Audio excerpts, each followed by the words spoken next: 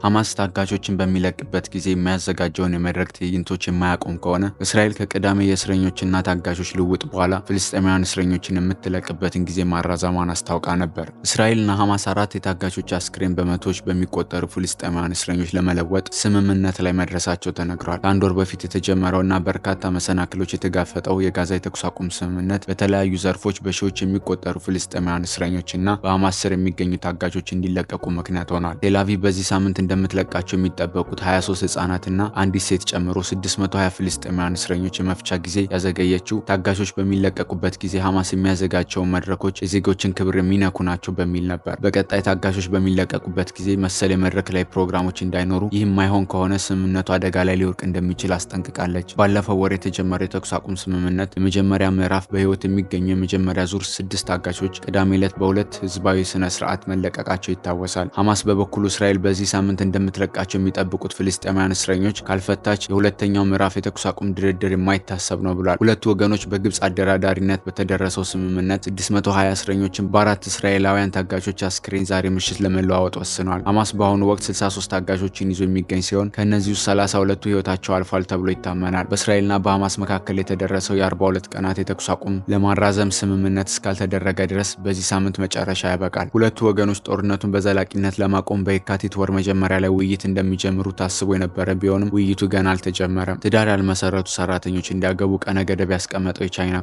ኩባንያው ከ28 እስከ 58 ዓመት ዕድሜ ያላቸው ሰራተኞቹን እንዲያገባ ባስቀመጠው አስገዳጅ ቀነ ገደብ ትችት ተሰንዝሮበታል። በተቀመጠው ቀነ ገደብ ትዳር የማይመሰርቱ ላጤዎችና አግብተው የፈቱ ሰራተኞች ከስራቸው እንደሚባረሩ ማስጠንቅቋል። ድርጊቱን የፈጸመው በምስራቅ ቻይና ሻንዶግ ግዛት የሚገኘው 1200 ሰራተኞች ያሉት የሹንቲያን ኬሚካል ማምረቻ ኩባንያ ነው። ኩባንያው ከ28 እስከ 58 ዓመት ዕድሜ ላይ የሚገኙ ያላገቡና አግብተው የፈቱ ሰራተኞችን እስከ መጪው መስከረም 30 ድረስ ትዳር የማይመሰርቱ ከሆነ ከስራ ሊያፈናቅላቸው እንደሚችል አሳስቧል። በተጨማሪ ሰራተኞቹ እስከ ሁለተኛው ፈረንጆቹ ሩብ ዓመት ድረስ ቤተሰብ መመስረት የሚያስችል ሂደት ውስጥ እንዲገኙ አዟል። ይህ የማይሆን ከሆነ በሶስተኛው ሩብ ዓመት ድርጅቱ በሚሰራው ግምገማ ቤተሰብ ያልመሰረተ ወይም ያላገባ ሰራተኛ ውል እንደሚያቋርጥ ነው ያስታወቀው። ኩባንያው ይህን ያደረገው የወጣቶች ቁጥር መመናመን ያጋጠመው የቻይና መንግስት ልጆች እንዲወልዱና ወጣቶች ትዳር እንዲመሰርቱ የያዘውን ፖሊሲ ለመደገፍ ነው ብሏል። ሀገሪቱ ያጋጠማት የውልደት ምጣኔ ለማሻሻልና የስነ ህዝብ ፖሊሲዋን ለመከለስ በጀመረችው ጥረት በኮሌጆች ጭምር ስለ ፍቅር ግንኙነትና ትዳር ጠቀሜታ ትምህርት እንዲሰጥ በማድረግ ላይ ትገኛለች። ይሁንና የኬሚካሉ ኩባንያ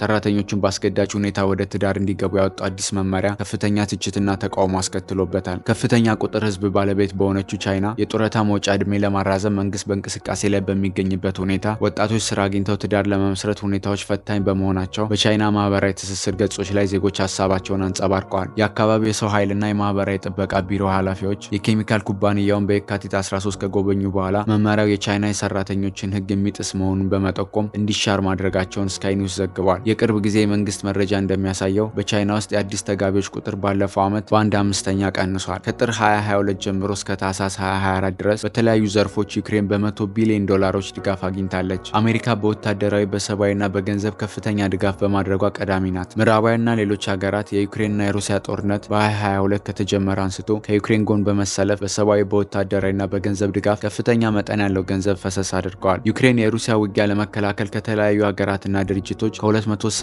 ቢሊዮን ዶላር በላይ ድጋፍ እንደተደረገላት ስታቲክስ ባወጣው መረጃ ጠቁሟል። አሜሪካ ከየትኛውም ሀገር በበለጠ ለዩክሬን ሁለንተናዊ ድጋፍ በማድረግ ቀዳሚ ስትሆን በገንዘብ ሲተመን 119 ቢሊዮን ዶላርን ይሻገራል። በአጠቃላይ የአውሮፓ ህብረት 138 ቢሊዮን ዶላር የገንዘብ ወታደራዊና ሰብአዊ እርዳታ መስጠቱን ዘገባዎች አመላክተዋል። ከሁለት ሳምንት በፊት በጀርመኑ ኬል ኢኮኖሚ ጥናት ተቋም ይፋ በሆነው ሪፖርት ዋሽንግተን 64 ቢሊዮን ዶላር ወታደራዊ እርዳታ፣ 46 ቢሊዮን ዶላር የፋይናንስ እርዳታና 3.5 ቢሊዮን ዶላር ሰብአዊ እርዳታ ሰጣለች። የአውሮፓ ህብረት በበኩሉ ለዩክሬን ያደረገው ከፍ የሚል ድጋፍ የገንዘብ ሲሆን ይህም 68 ቢሊዮን ዶላር ይጠጋል። 53 ቢሊዮን ዶላር ደግሞ ወታደራዊ ወጪ አድርጓል። ጦርነቱ ከተጀመረ ጊዜ አንስቶ ባሉት 3 ዓመታት ውስጥ ከአውሮፓ ህብረት የተገኘ የሰብአዊ እርዳታ 17 ቢሊዮን ዶላር ደርሷል። በሩሲያ በኩል ጦርነት ያስከተለው ወጪ ለማስላት አስቸጋሪ ቢሆንም ሞስኮ ለጦርነቱ ከ211 ቢሊዮን ዶላር በላይ ስለማውጣቷ ይገመታል። ቀጥተኛ ወታደራዊ ድጋፍን በተመለከተ ሆላንድ 354 ታንኮችን ለዩክሬን ለግሳለች። ኔዘርላንድ 104፣ ዴንማርክ 77 እና አሜሪካ 76 ታንኮችን ሰጥተዋል። በ3 ዓመቱ ጦርነት ለዩክሬን ከፍተኛ ጥልቅ ድጋፎችን በማድረግ አሜሪካ፣ የአውሮፓ ህብረት፣ ጀርመን፣ ብሪታንያ፣ ጃፓን እና ካናዳ በደረጃነት ተቀምጠዋል። ለዩክሬን ከፍተኛ ድጋፍ ያደረጉ 10 ሀገራት አሜሪካ፣ የአውሮፓ ህብረት ተቋም፣ ጀርመን፣ ብሪታንያ፣ ጃፓን፣ ካናዳ፣ ዴንማርክ፣ ኔዘርላንድ፣ ስዊድን ስዊድን እና ፈረንሳይ ናቸው።